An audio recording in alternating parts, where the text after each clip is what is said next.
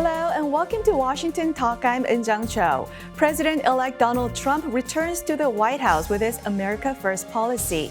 Today we discuss what that means for allies in the Indo-Pacific, including South Korea. We'll also look at how the Trump administration can better coordinate with the Korean government, which is currently undergoing a political crisis.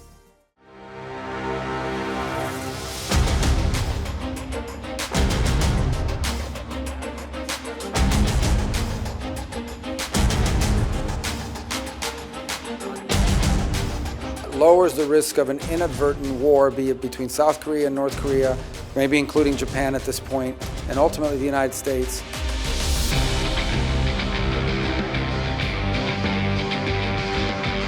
We will work with our partners and allies to deter aggression in the Indo-Pacific from the Communist Chinese.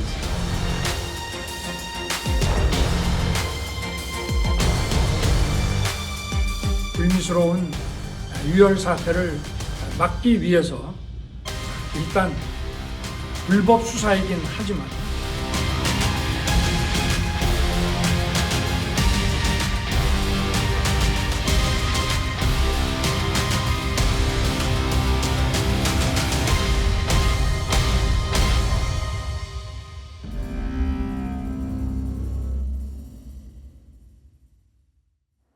In the studio with me, Dr. Kenneth Weinstein, Japan Chair at the Hudson Institute.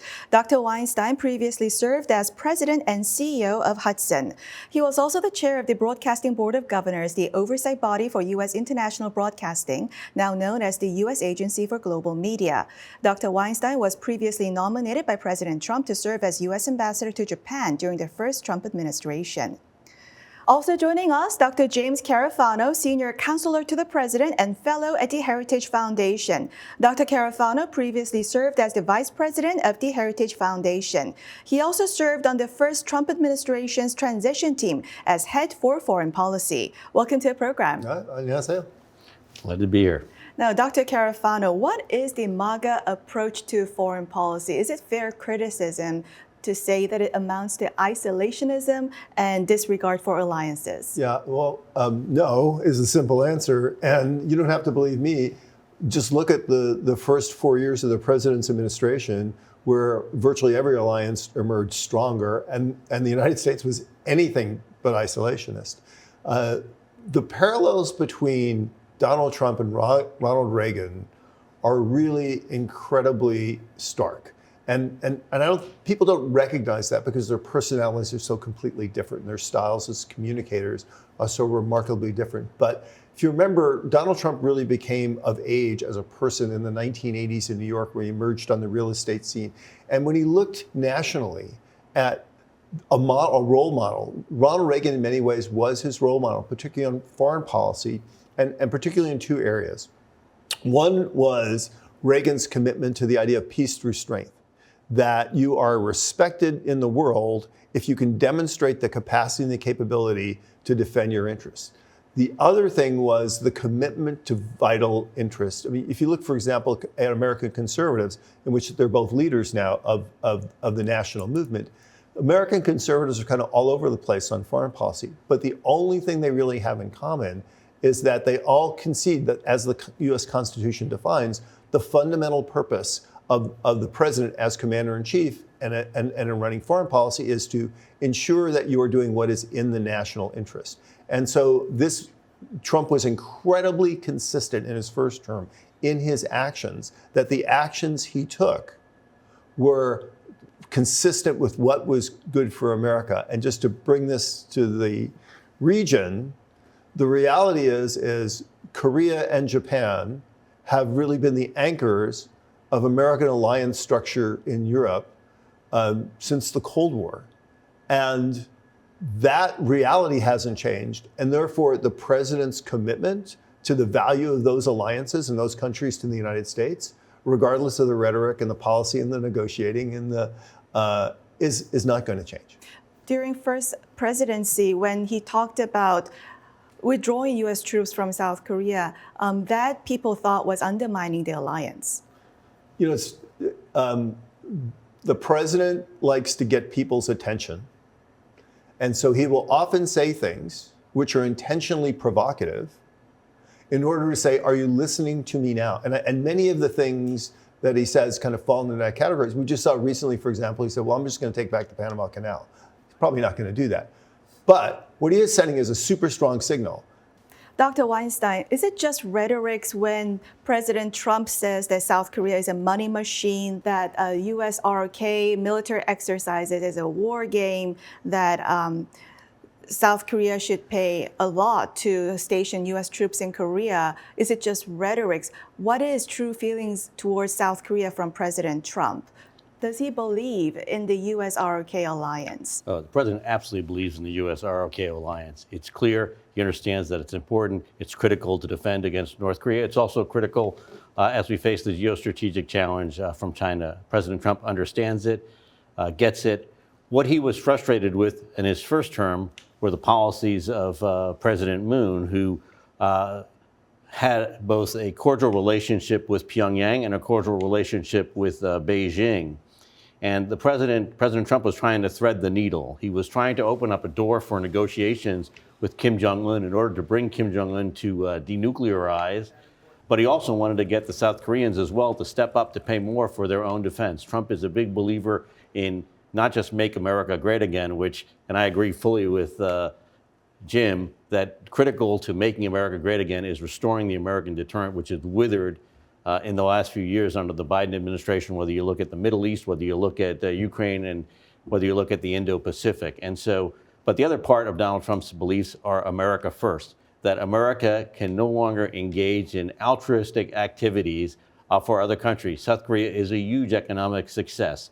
It is a major force, a soft power force, obviously through K-pop, through South Korean soap operas and the like, but is also a major economic force with an incredible automobile industry, telecommunications industry, chip manufacturing capabilities. And the president wants to make sure that the South Koreans are, that they engage in serious defense spending to meet the challenges that we face together as an alliance. And so the president likes to use rhetoric to get attention, as Jim said, but he deeply understands the need for greater parity in our relations with our allies while maintaining deterrence. And it's a complicated needle to thread. The president thinks out loud, mentions ideas, but just because he mentions them oftentimes to get people's attention to focus on serious problems doesn't necessarily mean that he's going to follow through all the way. And he is someone who has a clear strategic mindset, but his end goals will change from time to time. During the first Trump administration, there was a lot of words over the miscoordination between Seoul and Washington, and that Trump administration was upset when the Moon administration went ahead and signed a comprehensive military agreement with North Korea without fully discussing with the United States. Where do you think that problem came from, that miscoordination between Seoul and Washington at the time? Well, I think it came from Seoul, period. I think we had a team of experienced experts who knew South Korea well. We had a president in Seoul who wanted to move forward much more quickly with the Sunshine Policy, ahead of where President Trump was, certainly. And President Trump felt a lot of pressure at that point from South Korea in his attempt to open up to Pyongyang to try to push for these negotiations. And if you'll remember, the negotiations began with Trump talking about fire and fury in Pyongyang, the Trump administration doing an extraordinary job of bringing together allies and adversaries at the United Nations to put very tough sanctions on North Korea that were quite effective with the support of Russia, with the support of China, far more effective than anything that the Biden administration did. And so I put the blame on Seoul. Dr. Carafano, as Dr. Weinstein mentioned, President Trump at the time thought that the Moon administration of South Korea appeased to North Korea and China, and the Yoon Suk-yeol government has been aligning with U.S.'s strategy against China. How do you think it is important, Seoul's stance on China, in President Trump's mind, to think of South Korea as a partner that he can really trust and cooperate with?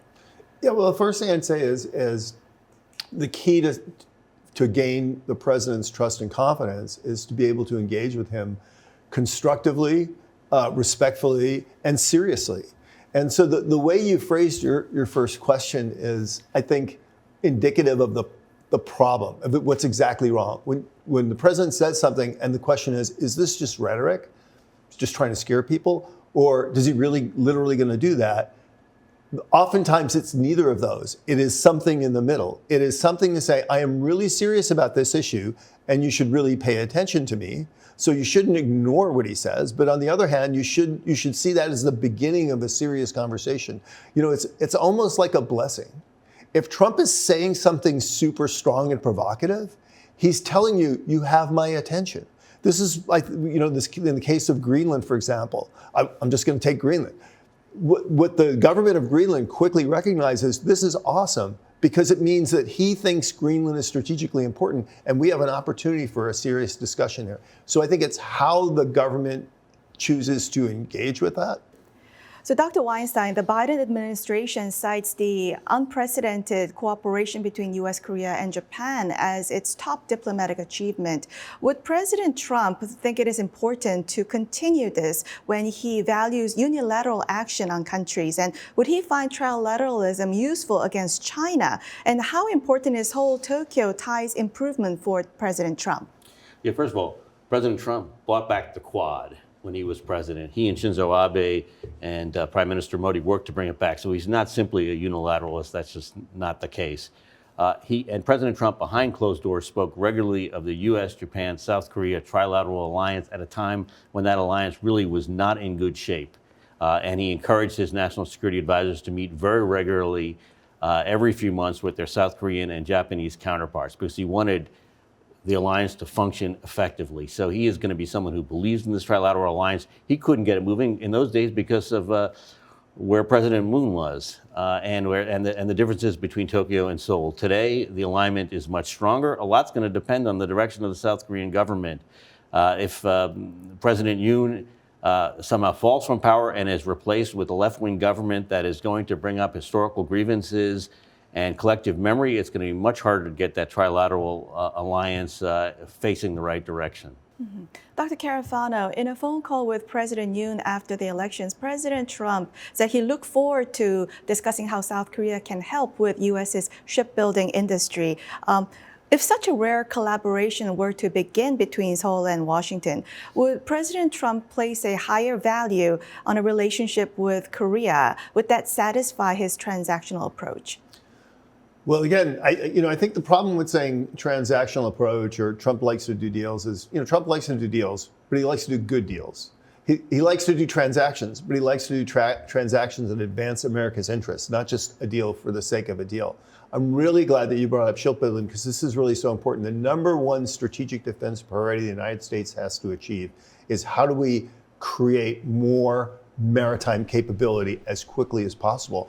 And I would say, if you really want to be strategic about this, it's not just Korea shipbuilding, which is an enormous capability, but we've got Korea, we've got countries like Italy, and countries like Norway.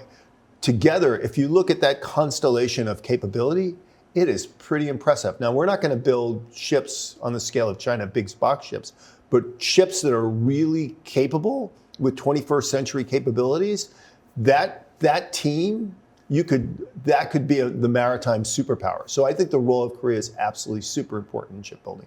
Dr. Weinstein, many Koreans cite exports and tariffs as one of the most important issues in Korea's summit diplomacy with President Trump. There are mixed feelings that this could be an opportunity or a risk for South Korea, President Trump's tariff policy.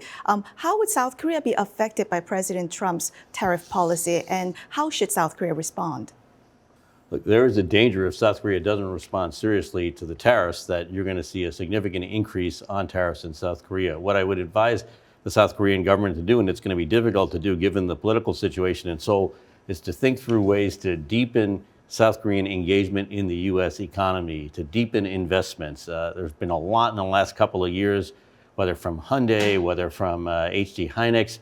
It's a long list, but go further. Create jobs in the industrial Midwest, create jobs in other parts of the United States, and that will go a long way, I think, to mitigating the tariff challenge. But it's also important, it's incumbent on South Korea to try to achieve greater parity in terms of the tariffs it has on U.S. goods compared to the tariffs we have on Korean goods. And I think that's the other place that the South Koreans can make real progress with the United States here. So by taking a twofold approach, lowering your own tariffs, making greater investments in the United States. I think you can avoid the worst of the tariffs. Can I just mention one other real quick for South Korea to really elevate its strategic value to the United States, which is South Korea has a lot to offer in terms of the nations that need to engage in Africa and in partnering in Europe and Central Asia. So those are three areas that are strategically important in the United States where we'd love friends and allies to jump in and help build stronger partnerships. And that, I think the more South Korea does in those three areas also increases its value to the U.S. Dr. Carafano, Secretary of Defense nominee Pete Hegseth referred to DPRK's status as a nuclear power. It may be a nod to the reality that North Korea has nuclear weapons, but it could also be an official recognition of North Korea as nuclear power, which would undermine the NPT regime. What do you think is President Trump's official stance on North Korea being nuclear power? I think the president was pretty clear on that in the first term, and that is the U.S. goal in North Korean bilateral relations is that North Korea will denuclearize. We can debate the process of how to get there, but the idea of North Korea remaining a nuclear state, that is the U.S. goal is that not to happen. I think he was clear on that in Iran and North Korea. And I don't think that policy will change. And unofficial nuclear powers, Israel, India, Pakistan, the countries do not ask them to denuclearize. Is North Korea slowly getting that status as being an unofficial nuclear power? Would that mean President Trump may do a risk reduction discussions with North Korea? I would hope not. I agree with Jim that denuclearization has to be the order of the day. The Deputy National Security Advisor, I mentioned Alex Wong, knows these issues extraordinarily well, as does Mike Waltz, the National Security Advisor. It's unacceptable, and it's especially unacceptable as North Korea is now engaged in an alliance with Russia, which threatens security both in Europe and in the Indo-Pacific. And as that de facto alliance extends to Iran, which also is in the midst of developing its own nuclear program, it makes it all the more important that we not allow North Korea to become a nuclear power. I don't think we can understate the fact that North Korea's engagement in the Ukraine war is really going to put that regime in a hole when they're negotiating with Trump. They have no cards to play. Dr. Weinstein, Secretary of State nominee Marco Rubio is a North Korea hawk, and Mr. Mike Waltz said that in 2022 that U.S. should return to maximum pressure on North Korea. Even if President Trump is the ultimate decision maker, if his senior aides are skeptical and hawkish on North Korea, wouldn't President Trump's policy also be affected by those people? Absolutely. Look, the president is someone who enjoys getting information from a wide variety of sources, but at the end of the day, he is the decider. He's the one who makes the decision. He doesn't. The National Security Advisor, the Secretary of State, will brief him in the Oval Office, but the president's the one who's going to have to decide. He's going to look at the intelligence carefully. He's going to look at the advice from the Secretary of Defense, from the CIA director, before making a decision. But at the end of the day, I think the president's instincts will remain hawkish, in part as Jim noted, the Russia-North Korea alliance, and the fact that Russia also has now opened the energy spigot to North Korea means that there's very little that can be gotten out of a direct negotiation with the United States. And so it's going to put more pressure over time on both Russia and North Korea. We're going to try to shut that energy spigot off and put North Korea back into a box. Anecdotes show that President Trump was influenced by Ambassador Bolton when he walked off of the Hanoi summit. I'm not so sure about that. You can't influence President Trump. He is I recommend reading H.R. McMaster's phenomenal memoir, At War with Ourselves, where H.R. McMaster said you cannot tell President Trump what to do. You can point to the examples that his predecessors, the actions his predecessors have taken. You can set the landscape for him. He's the one who decides. President Trump, certainly, I don't believe that he was listening to John Bolton, period. It's because I just want to add, because you mentioned Rubio, that some people think that Rubio represents a segment of the conservative movement, Republicans, and that somehow there might be a space between Rubio and Trump. And that is just completely wrong. Rubio and Trump are completely aligned on foreign policy. So these are not two different camps negotiating foreign policy. Rubio is so like-minded with Trump on these issues. I can't think of one issue where they have different views. Dr. Carafano, South Korean President Yoon was arrested and questioned, and former senior officials told Washington Talk on this program that the U.S. shouldn't intervene in allies' domestic politics. But that could change if there's crisis, and more specifically, if Corruption Investigation Office used force to arrest President Yoon. Now, there wasn't use of force this time, but how would President Trump perceive the arrest of President Yoon, a staunch U.S. ally? Well, I think the United States is going to respect Korean democracy and the political process. And if there are abuses of that democracy and that violate the constitutional and rule of norms in Korea, like any responsible foreign power, the United States would highlight that. But I don't think right now the United States is focused on one thing. Our ally is not one political party or another political party. Our ally is the Korean people and Korea. Just like in Taiwan, Taiwan has elections all the time. We're not sitting here saying, well, if that party wins, we're not going to. Taiwan is strategically important in the United States. An alliance transcends that. And that is certainly absolutely going to be true with the United States and Korea. And it's been true every day of this relationship since the 1950s.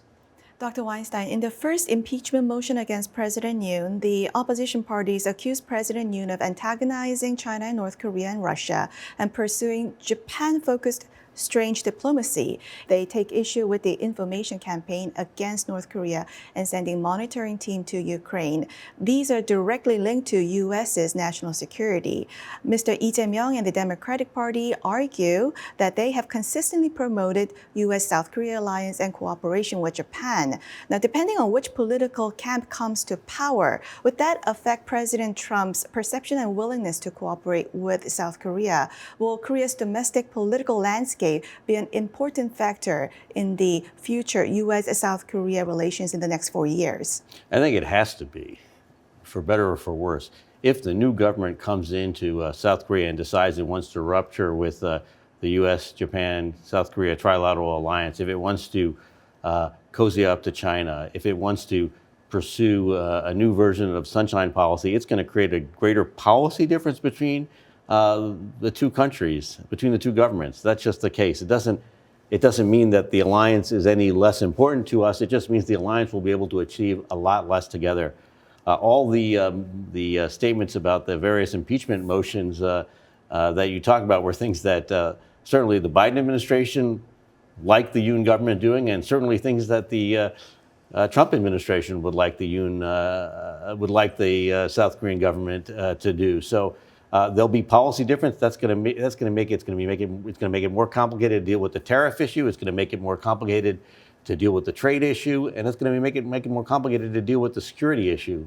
To be frank, so you talk about the potential for less cooperation between Seoul and Washington.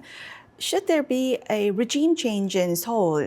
Do you think there's a potential for a conflict between Seoul and Washington over cooperation on China policy?